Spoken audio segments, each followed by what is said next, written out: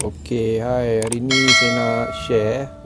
Ini selepas seminggu saya post video sebelum ni. Hari ni second day after Deepawali. Tapi saya ada pungut cili jugalah. Tengok ada banyak cili dia. Baru hari ni saya pungut nak pakai. Jadi yang ni macam apa ni, evidence lah yang saya baru pungut.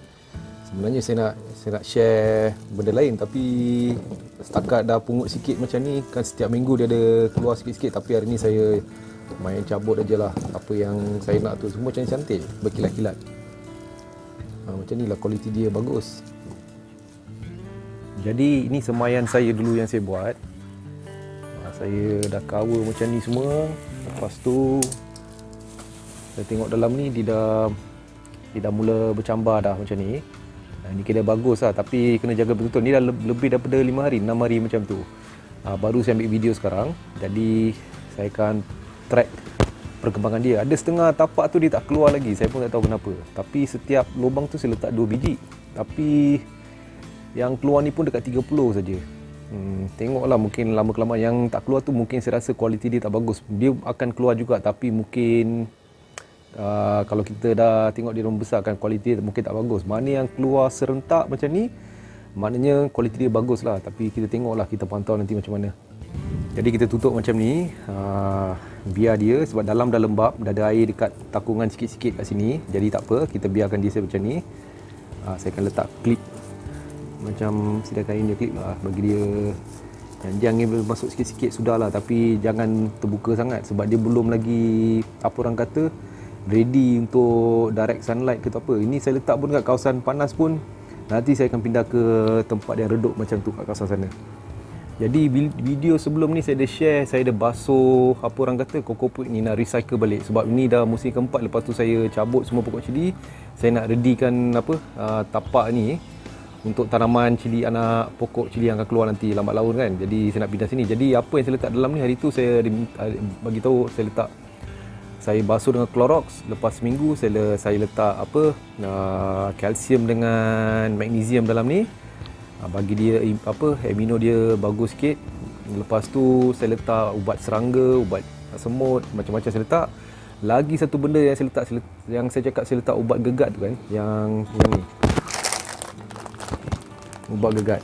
Yang ni macam satu biji ni saya masukkan ke dalam satu poket. Lepas tu selang-seli lah satu poket macam ni. Nak letak banyak pun boleh, dia tak ganggu pertumbuhan pokok. Tapi yang ni salah satu benda saya belajar kan, dia dapat menghalang serangga ataupun perosak yang dalam kokopit ni. Dia tolong membantu membasmi benda-benda macam tu. Jadi saya pun ikut aje lah orang-orang expert yang pernah buat sebelum ni. Saya pun ikut cara dia orang buat. Jadi macam ni lah cara dia buat kan. Jadi saya dah ready kan 1, 2, 3, 4, 5. 1, 2, 3, 4, 5. 5 tower ni dah ready dah.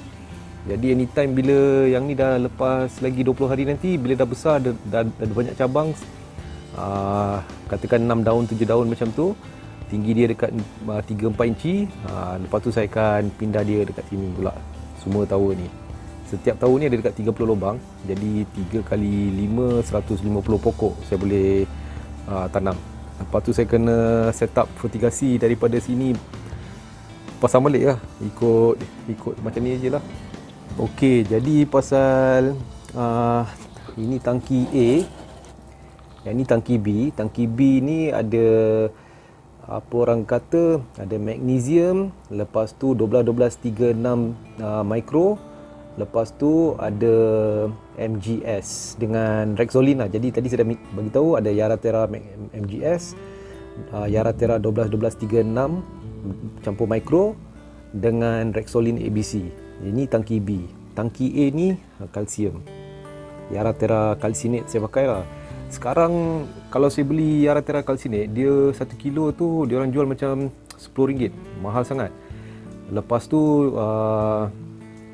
yang ni bancuan saya ni pun, dia pun mahal juga, tapi tak habis guna lah. Tapi yang kalsium ni, saya perasan baru-baru ni saya nak, apa orang kata, nak tingkatkan mutu kokopit ni yang saya basuh ni. Jadi saya pakai lebih, jadi dia macam habis cepat. Daripada compact kat sini, semua dua-dua patut habis serentak. Macam kalau sini saya guna penyukat yang ni kan, saya letak macam 50 ml, Tangki B, tangki A pun 50ml saya tuang dalam sini, dalam tank besar ni. Tapi yang ni saya guna lebih untuk bancuan kat sini semua, tingkatkan mutu dia. Jadi saya terpaksa pakai lebih. Jadi pasal tu habis. Lepas tu saya pun survey dekat Shopee alternatif calcinate macam mana boleh dipakai. Jadi ada setengah orang bagi tahu daripada guna Yara Terra calcinate yang harga RM10 punya, you boleh tukar kepada Yara Liva calcinate. Yang itu pun soluble, boleh pakai untuk drip system, boleh pakai untuk fertigasi. Jadi saya pun order lah. Okey, jadi saya dah buka bungkusan ni. Okey, saya dah gunting tadi, saya dah buka. Jadi apa yang saya order saya terima. Yara 12-12-36. Dia tulis 36, 2 kg. Lepas tu yang ni CN ni calcinate 1.5 kg. Calcinate 1.5 kg. Tak tahu kenapa dia bagi 1.5. Padahal masa saya order hari tu, dia bungkusan tu RM4 untuk 1 kilo. Tapi saya tengok bungkusan ni dia letak 1.5 kilo. Jadi RM4. Yang 1 kilo saya beli Yara Terra calcinate, yang jenis Yara Terra Crystalon calcinate, dia harga RM10 ataupun RM12 ikut kadar masa. Tapi yang Yara Liva calcinate pun sama juga dia punya fungsi. 4 kilo bukan RM4 ataupun RM3.80, postage tak kira lah. Tapi saya order untuk 1 kilo RM4 saja macam tu. Tapi saya dapat 1.5 kg. Ada dapat 2 paket. Jadi saya ada 3 kilo lah. Yang ni boleh pakai dekat 3 bulan ke 4 bulan ke, tak tahulah. Mungkin ambil masa yang lama nak habiskan. Jadi ni saya dah order, dah sampai selamat. Lepas ini daripada menggunakan Yara Terra Crystalon calcinate dulu, saya akan beralih kepada guna Yara Liva calcinate yang ni kan. Sukatan dia sama saja. 1 liter kena 125 gram ke apa macam tu, dia punya sukatan sama saja.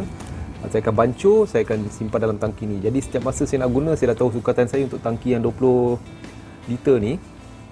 Saya kena pakai hampir lebih kurang, marking dia pun dah hilang, dekat 75 ml macam tu pun dah okey dah. Saya pakai setiap satu tank ni, saya pakai 75 ml. Okey, setiap sekali, sehari sekali sudah cukup. Jadi pokok tu pun dia dah macam ni dah. Dia akan bertumbuh macam ni dengan padat. Jadi okey lah, saya rasa tak ada masalah. Lagi satu saya nak share, kebelakangan ni saya tak ada masa nak sembuh racun serangga macam whitefly ke apa. Tapi padahal dulu masa saya kerap sembuh racun serangga whitefly ni macam ProSoft, Bioneer, Malathion, macam-macam kan. Memang kerap ada pun saya sembuh neem cuka kayu, macam-macam saya pakai. Tapi masa tu banyak serangga yang lagi muncul, daripada mana tak datang, sampai saya kena guna stiker ni untuk perangkap serangga-serangga yang duduk dekat stiker ni. Dia lekat, lepas tu dia mati sendiri macam tu kan. Jadi saya letak benda macam ni, banyak serangga. Tapi sekarang whitefly ada juga, tapi tak secara mendadak, dia dah berkurangan. Yang ni pun lupa cabut dari tu, dia dah rugi lah, tak apa.